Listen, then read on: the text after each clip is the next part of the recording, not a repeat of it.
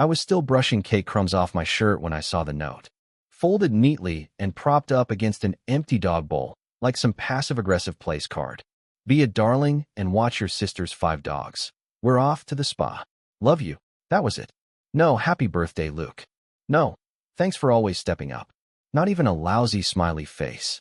It was my 21st birthday. 21. I wasn't expecting fireworks or some grand gesture, but I thought, stupidly, that maybe this year would be different. Maybe they'd remember that I wasn't just a built-in babysitter with a driver's license and a pulse. Maybe someone in this family would treat me like an adult, or at least like a person. But no, of course not. Why would they? I was the responsible one, the quiet one, the one who didn't cause scenes, didn't pick fights, didn't make everything about himself. That was always Kayla's job. Kayla, my older sister by 2 years and my parents' favorite child since birth. She had a flair for drama and a talent for weaponized helplessness. When she wrecked her car, Dad bought her another. When she dropped out of college for the 3rd time, Mom turned it into a journey of self-discovery. When she impulse adopted 5 high-strung rescue dogs from a sketchy online breeder, guess who got guilt into feeding them every time she had a mental health break? Yours truly. Me. Luke, the human doormat. I should have seen it coming. The way my mom had been floating weird comments all week like, "You don't have plans this weekend, right? Or you love dogs, don't you? You're so good with them." And my dad, God, my dad, just chuckled behind his newspaper like it was all so charming. But I didn't press. I didn't ask. I never do. Because after 2 decades of walking on eggshells, you stop questioning the people who keep handing you the broom. To be fair, I didn't even notice the note at first. I'd gotten back from class late, final semester of undergrad, trying to keep my GPA alive, and found the house eerily quiet. No blaring TV, no fake laughter from the kitchen, just the low whimpering of dogs behind the sunroom gate. The smell hit me before anything else. That ripe, humid stench of unwashed fur and cheap kibble. And there they were, all 5 of them. Snarling, yapping, pacing like furry inmates on death row. No food in their bowls. No water either. And taped to the counter, right above the bag of unopened dog treats, was that freaking note. For a second, I just stood there in stunned silence. I even laughed a little. Not because it was funny, but because I didn't know what else to do.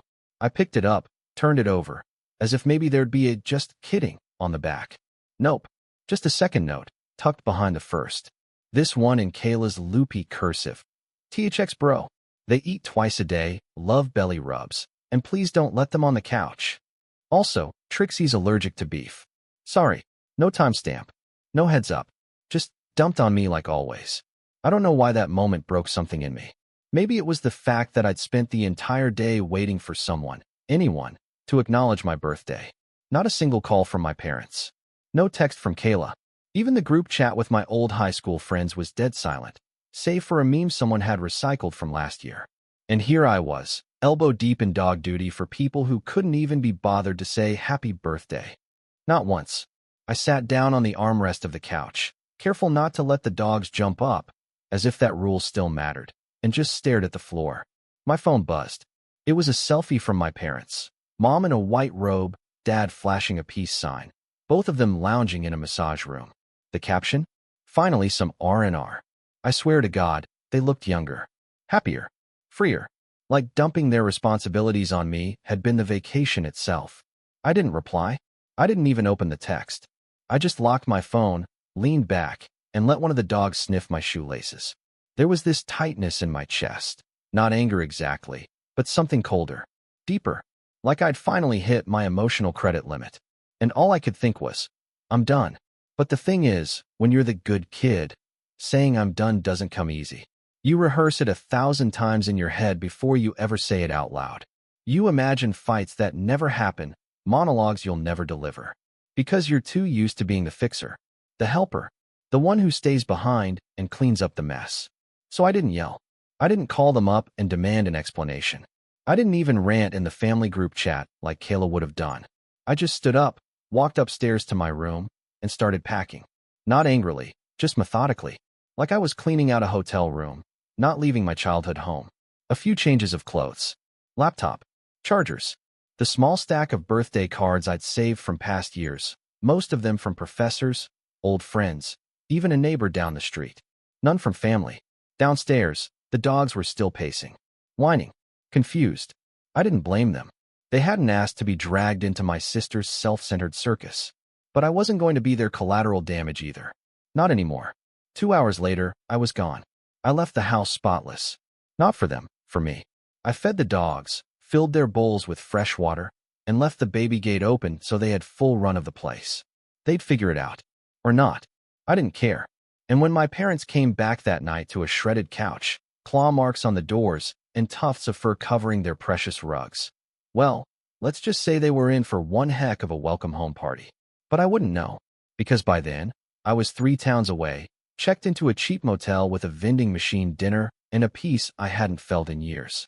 And for the first time in my life, I didn't pick up when they called. I didn't check my phone for 2 whole days. Not because I was trying to prove a point, but because I needed the silence. I needed to sit in the stillness of that motel room, all beige wallpaper and flickering light bulbs, and figure out what the hell I was doing with my life. I'd brought one backpack, a half-charged phone, and the birthday gift I bought for myself, a second-hand camera I'd been eyeing for months. I was going to take it out that weekend, maybe hike up to Old Ridge Trail and shoot the sunrise, maybe get some distance. But now I just stared at it, still wrapped in the paper bag I'd carried it home in. The voicemail inbox filled up fast. First it was Mom, sweet and sugar-coated. "Hi, honey. Just checking in. I'm sure there's a good reason you left. We're back now.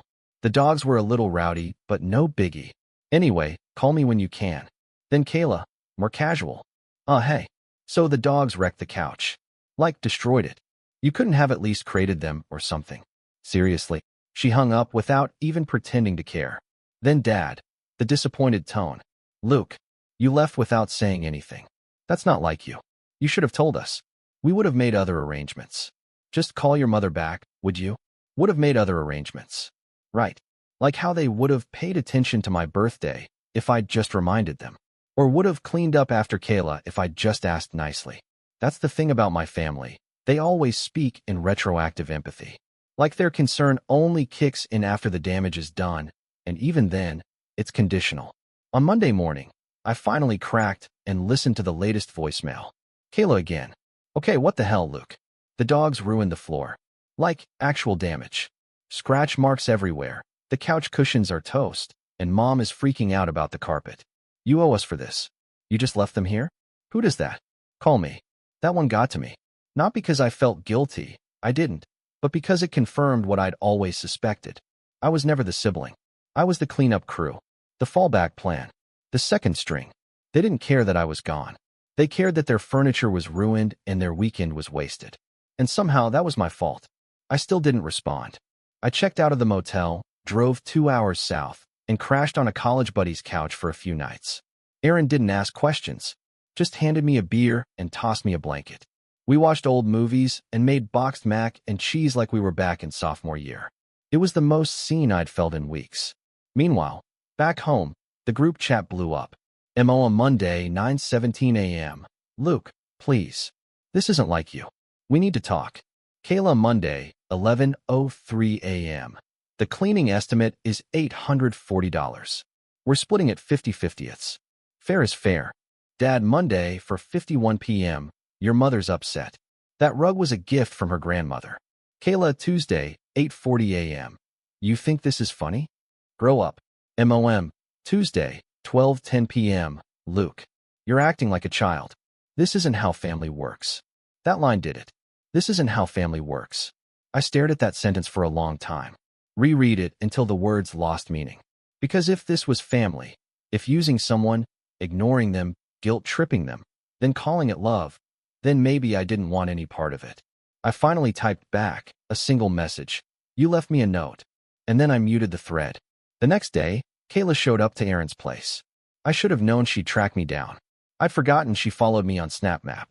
She banged on the door like she owned the place, yelling my name like we were still 12 and I'd taken her hairbrush. Aaron answered before I could stop him. "Is Luke here?" she asked, hands on her hips, wearing oversized sunglasses like she was dodging paparazzi. Yeah," Aaron said. "Should he not be? I need to talk to him." "Then talk." He shrugged and stepped aside. I stayed seated on the couch. I didn't even look up from my phone. Qley stomped in like a one-woman storm. You seriously just vanished? You didn't think about the dogs, about Mom, about me? I thought about all of you, I said calmly. That's the problem. She blinked. You're being dramatic, says the woman who left 5 animals in a house with no warning. They're not animals, Luke. They're my kids. That actually made me laugh.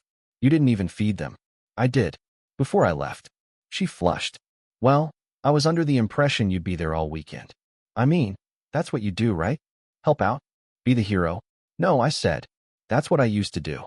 For a second, she looked confused, like I'd said something in a foreign language. Then her expression hardened. Well, guess what? Mom and Dad are talking about pressing charges for damages. That got Aaron's attention. You're kidding. I'm not, she snapped. They're serious. The floor's ruined. The rug's done. The spa won't refund them. It's your fault. My fault. I stood up. Not yelling. Not towering. Just tired. You left me a note. You didn't ask.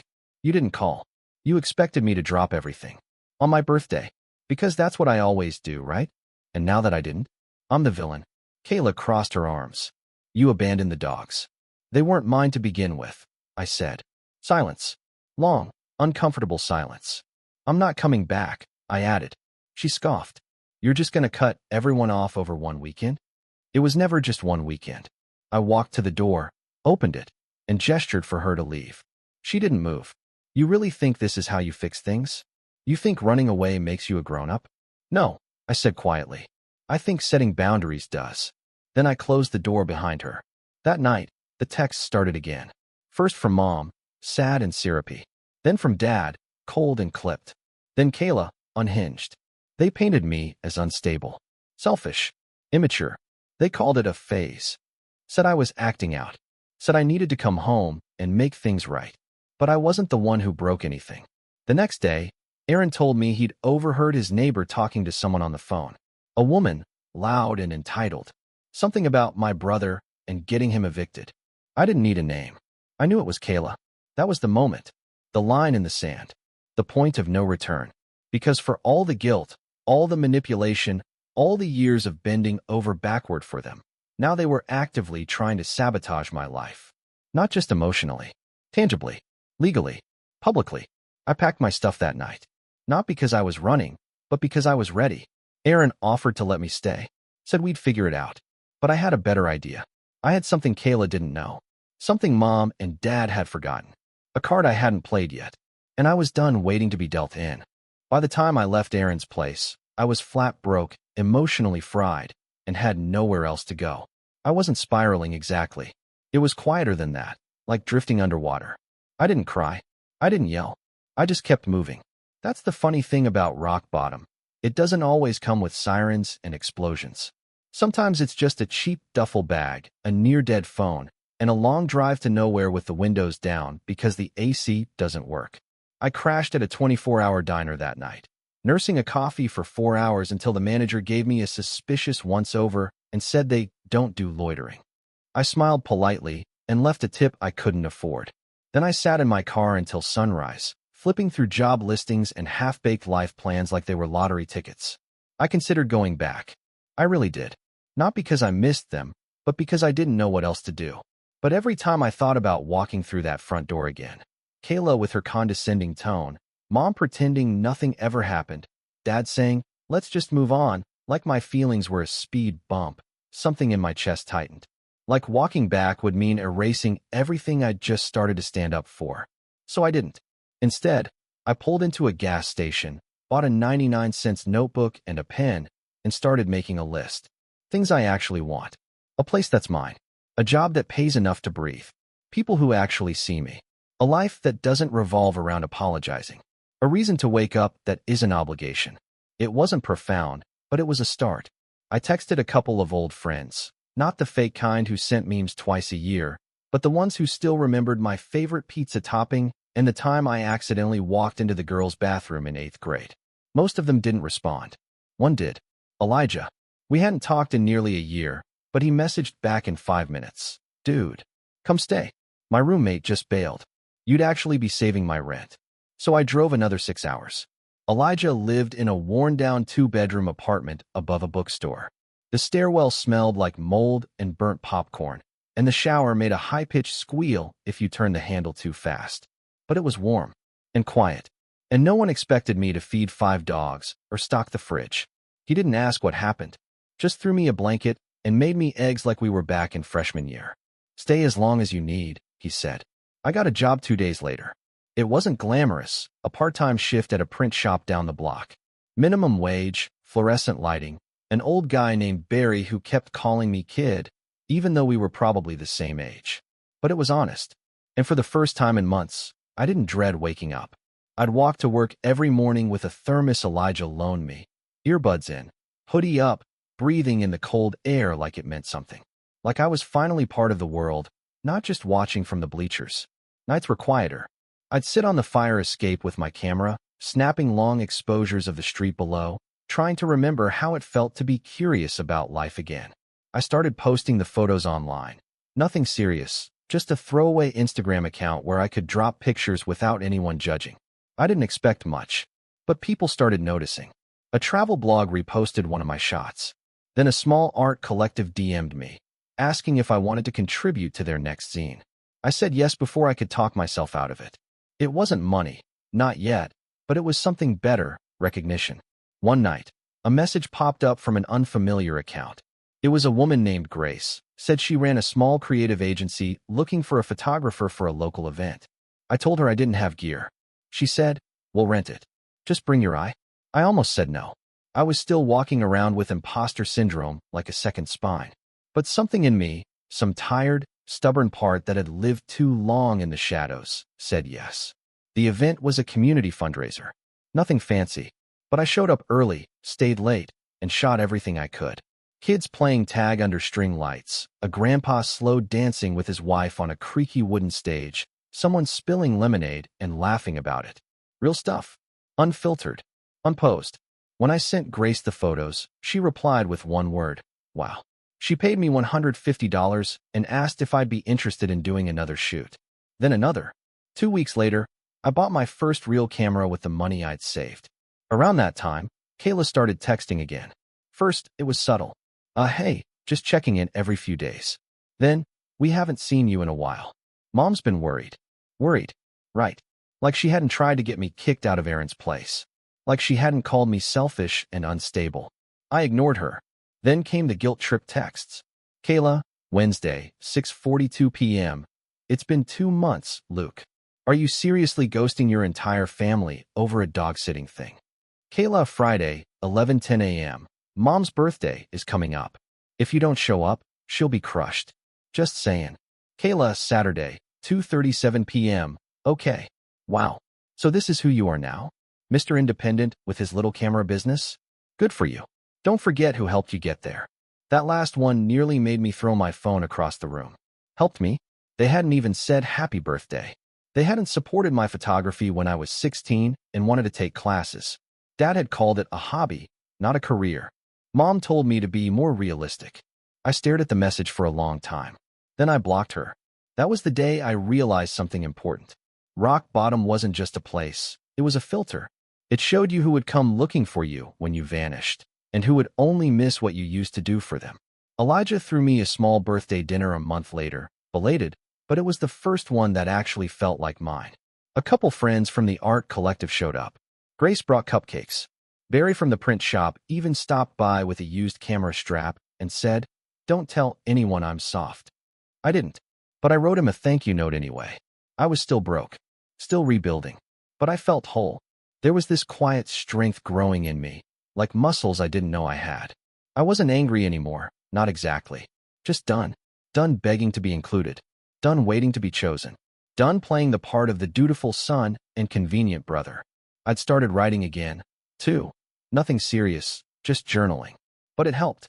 Helped me track the climb back up, one slow inch at a time. A few weeks after my first paid gig, Grace introduced me to someone from a regional magazine. They were doing a feature on local artists and needed portrait shots. I got the job. Then another. I wasn't just getting work. I was building a name. People started tagging me, recommending me, following me. I wasn't famous, but I was free. And that's when I saw it. A new post from Kayla on Facebook. A photo of our family house, pristine and renovated. A caption that read, grateful for new beginnings. Family first, always. And the kicker? My name tagged at the bottom, like I'd had anything to do with it. Like I was part of the team again. I felt my jaw tighten. I hadn't spoken to them in months. I hadn't gone home. I hadn't answered a single call. And yet here she was, rewriting the narrative in real time, playing the loving sister, erasing the part where she used me and tried to ruin me when I walked away. But I wasn't going to argue with her. I was going to show her. Not through words, not through some dramatic confrontation, but through something better. Because by then, I wasn't just surviving anymore. I was planning, and what I had in mind would make them wish they'd never handed me that note. I didn't see the setup as revenge at first. Not consciously, anyway. It started as something simpler, a quiet urge to reclaim the parts of myself they'd always dismissed. I didn't want to burn bridges. I wanted to prove I never needed theirs to begin with. But the deeper I got into my work, the more I realized just how many doors had been closed to me before, and how quickly they were opening now. By April, I was shooting 3 to 4 events a week. Portraits, engagements, even a small wedding. Grace got me a few gigs with local businesses that needed headshots for their websites and ads. My inbox stopped being a ghost town. I started raising my rates. People still booked me. And somewhere in that busy blur of lenses, lighting, and late-night editing sessions, a switch flipped in my brain. I wasn't just surviving anymore. I was building. And suddenly, I had leverage. Because as fate would have it, my parents' suburban neighborhood had recently started a rebranding campaign. Some property developer had bought up 3 lots and was turning them into a community space, complete with a coffee shop, a new dog park. And this is where I started laughing, a Creative Commons for local artists to showcase work and hold events. Guess who got the contract to photograph the groundbreaking? Me. Grace pitched me without telling me first. I got the confirmation email one morning before breakfast. I reread it 3 times to make sure it wasn't a prank. And then I saw the name on the community board's sponsorship committee, Linda Matheson, my mother. The same woman who once told me photography was a nice little hobby, but I'd never make a living from it. Apparently now I was qualified to capture her ribbon-cutting ceremony. The layers of irony were so rich I didn't even know how to process it. Part of me wanted to decline out of principle. Another part, the part that had carried their emotional baggage like a pack mule for 21 years, saw the opportunity for what it was. An open door, not into their house, but into their world.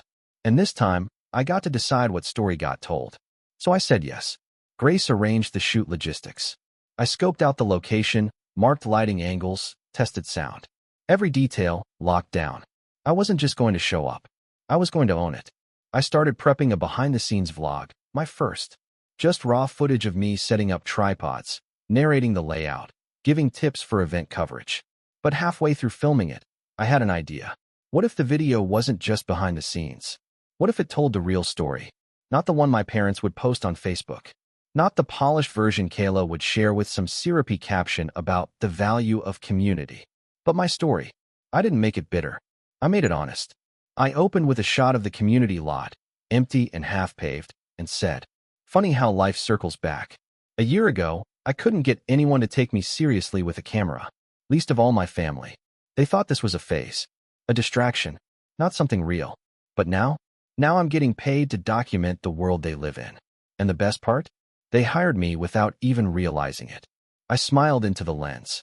So, here's what you do when the people who wrote you off accidentally invite you back in the door. You hold it wide open. You bring receipts. And you tell the truth. I didn't name names. But the subtext was clear enough. To anyone who knew me, and especially to those who didn't, it looked like a story of quiet triumph. But it was something more than that. It was preparation. Because as the shoot date approached, I started pulling threads I'd left untouched for too long.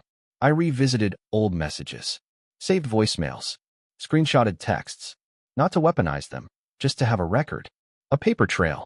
I wasn't planning to use it. Not yet. But I wanted it ready. Because I had a feeling. And that feeling sharpened when I got a phone call from a blocked number the week before the event. I almost didn't answer. "Hello. Luke. Hi. It's your mom." Silence on my end. She rushed to fill it. "I heard you're doing the photos for the groundbreaking." I didn't realize it was you until they sent over the contract. Still, I said nothing. "We're really proud of you," she added awkwardly. "You've come a long way." I let that hang. Finally, "Thanks." Pause. Will you be staying after? There's a small dinner afterward. Just a few of the committee members. And Kayla. She's really excited to see you. I almost laughed. I could picture it perfectly, the quiet recalibration happening on her end. The moment she realized she might have pushed too far. That the prodigal son wasn't crawling back. He was showing up with a camera and a platform. I'll think about it, I said. I've got other clients to see that day. A lie, but she didn't question it. I hung up feeling both empty and electric. They weren't sorry. They were calculating, realizing, slowly, that the narrative they'd spun for years, Luke the helper, the backup, the boy with no backbone, didn't work anymore. And that terrified them. That night, I called Elijah. I need your help. He didn't even ask why. I told him my idea. Half-baked. Risky. Petty maybe. But not illegal. Not cruel. And undeniably satisfying. You sure? He asked when I finished. Completely. Then let's do it. Elijah handled the technical side. He was a wizard with sound editing, and he still had access to university AV equipment. I handled the planning. We stitched together a presentation. A silent reel to play at the post-event dinner if, and only if, things went a certain way. I wasn't going to provoke them, but I was going to be ready if they tried to rewrite the script again. The event day arrived like any other. Gray skies, coffee jitters, tight deadlines. I wore my cleanest button-down and a camera strap that didn't dig into my neck. Grace was already there when I arrived, clipboard in hand, hair pinned up, running logistics like a general. Big day, she smiled. Bigger than they think, I said. The ceremony itself went off without a hitch. Mayor gave a speech. A local high school band played a barely recognizable version of the national anthem. My mom smiled for every photo. Kayla wore a blazer 3 sizes too expensive for someone who still lived rent-free. I got my shots. All of them. And not just of the event. Of them. Kayla whispering to my mom with that tight-lipped smirk she always wore when she thought no one was looking. My dad scanning the crowd like he was checking for important people to impress. It was like watching actors slip in and out of character between takes. And I was the one holding the camera. Afterward, they pulled me aside. Can we talk? Mom asked. I glanced at my watch. Quickly, Kayla stepped forward, all fake warmth and overdone perfume. We're really glad you came, she said, patting my arm like a politician. Seriously, this whole thing, you crushed it. Thanks. And listen, she added, voice dropping. We were thinking, maybe you could help us build a little online presence. For the family. You know, like a legacy thing. I blinked. A legacy thing. Yeah, you could document our family stuff. Reunions. Vacations. House projects. You've got the eye. I let that hang. You mean like how I documented my birthday last year? Her smile twitched. I've got to go, I said. And I did. But not before making sure the dinner was still happening. Elijah would be there in 30 minutes. Grace too. I had one more part to play. One last shot to line up. And if everything went the way I expected, they'd finally see the whole picture. The dinner was hosted in a modest but elegant event hall just off the edge of the new development site. Round tables with white tablecloths, catered trays of hors d'oeuvres, a string quartet playing in the corner. Nothing flashy, just upper-middle-class charm trying too hard. I walked in just as they were finishing the ribbon-cutting recap, with Qley up front, mic in hand, hamming it up for the sponsors like she was the face of the whole operation. Elijah gave me a subtle nod from the back of the room. He was already stationed at the A/V booth we'd scoped out earlier, laptop hooked into the venue's projection system. Grace stood nearby, chatting up one of the board members, wearing a neutral expression that gave away nothing. No one suspected a thing. I didn't want drama. I wanted precision. And I was about to give them the clearest picture I'd ever taken. Kayla stepped off stage, beaming like a reality TV host. Our parents were at the table near the front, basking in her glow, laughing like everything was fine. Like the last year hadn't happened. Like I hadn't been ghosted, blamed, and cut off emotionally just long enough for them to come crawling back when I became useful again. Mom saw me before anyone else did. Her expression lit up with performative warmth. Luke, you made it. I gave a tight smile. Wouldn't miss it. Dad stood and clapped me on the back like we were old pals, and Kayla slid up beside me with her wine glass in hand. Did you see the turnout? She said, like I hadn't photographed every single face in the crowd. You really captured something special today, Luke. I mean it. I know, I said flatly. And I'm glad you think so. Because I brought something special to share. That caught her off guard. "Oh, you edited already." "Sort of." I gave Elijah the signal. He tapped a few keys. The quartet stopped playing as the lights dimmed slightly. A few people looked around, curious but not alarmed. "This won't take long," I said to the room. "Just a short piece I've been working on. Not for the sponsors. For the family." I watched Kayla's smile freeze. Mom's wine glass paused mid-sip. Dad raised an eyebrow but stayed silent. Then the video began. It started harmless. Clips of the ribbon cutting, the band, the crowd, all framed beautifully, almost like a tourism promo. A few murmurs of approval from the audience. My mother nodded. Kayla glanced around, trying to look casual. Then the tone shifted. The visuals cut to black and white shots of the house I grew up in. The front steps, the old swing, the garage door that still had my initials carved into the frame from when I was 9. Over those images, my voice came in. Calm. Even. For a long time, I believed being useful was the same as being loved. I was wrong. A hush fell over the room. The next clip was a still frame of the note my parents left me on my 21st birthday, the real one. I'd kept it, scanned it, and now it filled the screen. "Be a darling and watch your sister's 5 dogs. We're off to the spa." Laughter erupted from a few people in the back who didn't know the context. Then came the photo of the trashed living room. Chewed couch, scratched floor, carpet destroyed, all time-stamped, with no edits. Then came the audio. Snippets of voicemails layered one after another. "Mom, this isn't how family works." "Dad, you should have told us. We would have made other arrangements." "Kayla, you owe us for this." Each quote played over a black screen. No music, just their voices. For years, my voiceover continued. I was the one who stayed behind, who cleaned up, who said yes, because it was easier than fighting. And when I finally said no, they tried to rewrite the story. Then came the clips of Qley at the groundbreaking, her whispering to our mom, rolling her eyes, smirking when she thought the cameras weren't watching. Then, and this was the kicker, a still of her Facebook post tagging me as if I were part of their success. My name, underlined in red. The caption, "Family first, always." My voice came in one final time. This is what happens when you stop letting people use your silence to build their own legacy. You start telling your version of the truth. The screen faded to black. A single phrase appeared, white text on dark. Some pictures don't need captions. Silence. Long, uncomfortable. Deafening. Then someone in the back, one of the younger board members, started clapping. A few others joined in. Polite. Confused. Unsure what they'd just watched, but moved nonetheless. My mom sat frozen, hand clenched around her wine glass. Kayla stared daggers through me. Lips parted like she wanted to say something, but couldn't find the script. My dad leaned back in his chair, face unreadable. I didn't wait for them to speak. I stepped up to the mic. "Thank you for watching," I said simply. "Photos from today's event will be sent to your inboxes by Friday. That concludes my part in this project." And with that, I stepped away. Grace intercepted me halfway to the door. "Holy hell," she whispered, grabbing my arm. "Are you okay?" "Better than ever." Elijah was already packing up the laptop, trying not to smirk. "Remind me never to piss you off." I smiled. "You'd have to matter a whole lot more to me first." We left before the fallout could start.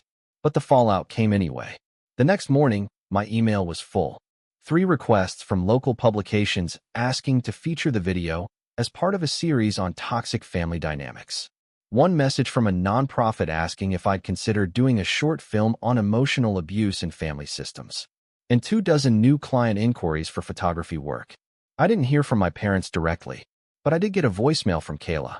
"Luke," she said, her voice tight, carefully modulated. "That was low. You embarrassed Mom. You made us look like monsters. You think you're better than us now? Fine. But don't expect anyone to come crawling after you. You burned that bridge. Hope it was worth it." I didn't respond. I didn't need to, because sometimes silence is louder than any speech. I didn't go home after that. I didn't show up for Mother's Day. I didn't make peace. But I also didn't carry the weight anymore. I was free. My business grew. Grace and I started collaborating full-time. Elijah got a new job and moved 2 blocks away. I found a place of my own, small but sunlit, with room for a studio setup and an espresso machine I'd always wanted but never let myself buy. And sometimes, just sometimes, I'd get messages from people who saw the video. Strangers. Clients. Former classmates. "Thank you for saying what I couldn't." You gave me the push to walk away. I finally feel seen. I didn't make the video for them, but I was glad it helped. Sometimes revenge isn't about ruining someone else. Sometimes it's about reclaiming yourself and making sure the world hears you loud and clear.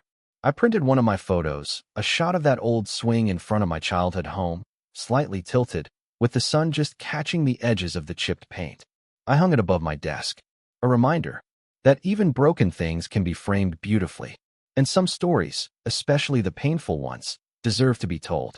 Not whispered, not rewritten, told. And when you finally do, you don't need their permission. You just need a camera and the courage to click.